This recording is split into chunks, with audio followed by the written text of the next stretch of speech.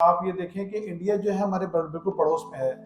और जब मैं आईटी डिपार्टमेंट था गवर्नमेंट असम में 2001 से 2006 तक मेरी सर्विसेज हैं, तो उस वक्त हमने कोशिश की थी कि हम आईटी के हवाले से कोई काम कर सकें और आईटी पार्क्स के हवाले से, कॉल सेंटर्स के हवाले से। तो इंडिया में भी शुरू में कॉल सेंटर्स के उस पर काम हुआ था और हमारे लोगों का एक्सेंट इंडियन से अच्छा है। हमारे जितने भी लोग हैं उनका एक्सेंट ना इंडियन से अच्छा है। तो हम अगर उस वक्त काम करते तो एक एक कॉल सेंटर में इस वक्त वो लाख लाख रुपए कमा रहे हैं, क्योंकि उनको $300 पड़ता है, पाकिस्तानी $300 पड़ सकता है, उनके लिए $500। तो अगर जैसे इसके अंदर इनबाउंड और आउटबाउंड सर्विसेज इंडिया काफ़ी इस पे काम कर रहा है। इसी तरह सॉफ्टवेयर डेवलपमेंट पे काम कर रहा है, इसी तरह वेबसाइट डेवलपमेंट पे काम कर रहा है, इसी तरह वो डिफरेंट चीज़ों पे काम कर रहा है, क्योंकि उनके लोग बाहर हैं तो वो उनको काम लेके उनके मुल्कों में आउटसोर्स करते हैं और वो जाके काम कर सकते हैं। इस वक्त पाकिस्तान की 24 करोड़ जो आबादी है ना, इसमें 64% यूथ है। आप सर्च करेंगे ना गूगल पे तो आपको मिल जाएगा। और वो यूथ भी 30 की एज से नीचे वाली है। और उसके अंदर से 29% वो लोग हैं जो खास तौर पे 15 से लेकर 29 साल तक है।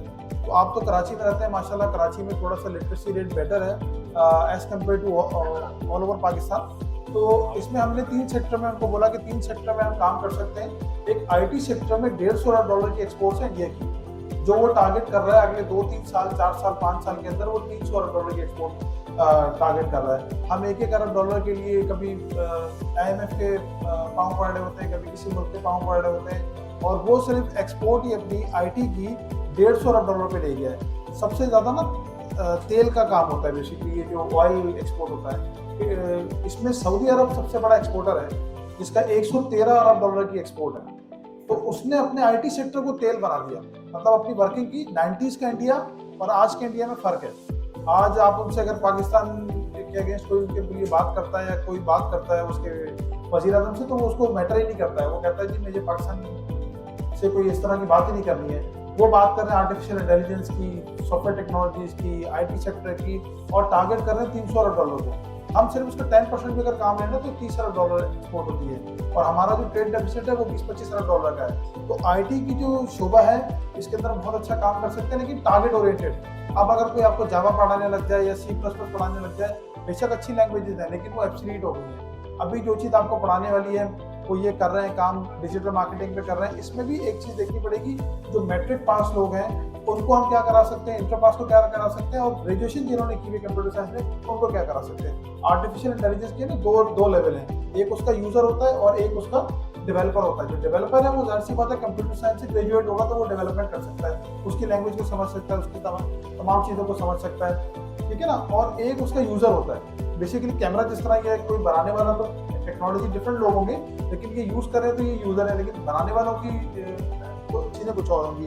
तो मैंने हसन भाई को कहा था कि इसमें इलेक्ट्रॉनिक डाटा प्रोसेसिंग हो गई, ई कॉमर्स के प्रोजेक्ट हो गए, डिजिटल मार्केटिंग हो गई, मोबाइल ऐप्स के डेवलपमेंट हो गए, BPO हो गया, बिजनेस हो प्रोसेसिंग आउटसोर्सिंग, जिसके अंदर कॉल सेंटर वगैरह हो गए। और इसके बाद call centres, basically call centre जो आप कर लेंगे, आपको पाकिस्तान से कॉल तो नहीं आ रही ना, आपको तो कॉल बाहर से आएगी, तो आपको इंग्लिश लैंग्वेज की कोर्सेज करने पड़ेंगे। जो भी कॉल सेंटर कोर्सेज कहीं भी करें, चीज़ें करें, मैं आपको बताने समझाने के लिए कह रहा हूँ कि जो भी चीज़ आप करें वो टारगेट ओरिएंटेड करें कि दुनिया क्या कर रही है।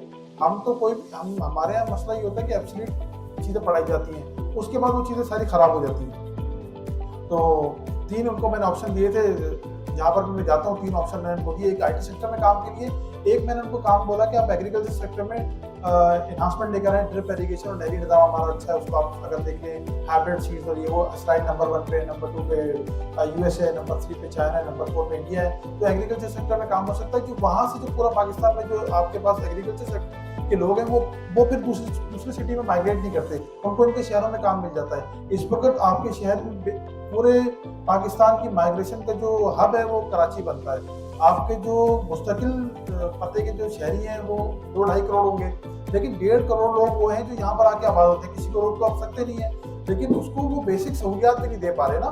तो अब ये जो 64% आबादी है, इसमें हर आदमी पढ़ा लिखा नहीं है। तो जो मैट्रिक पास नहीं है, जो मैट्रिक से नीचे है, उनको स्किल डेवलपमेंट काउंसिल के थ्रू स्किल लेबर बना के हम बाहर एक्सपोर्ट कर सकते हैं। 8 साल में, 10 साल में, 1-1 साल करके उसको 1-8 करोड़ लोग बाहर भेज दें, क्योंकि हमारी आबादी जिस रेशो से बढ़ रही है वो बड़ी खतरनाक हद है।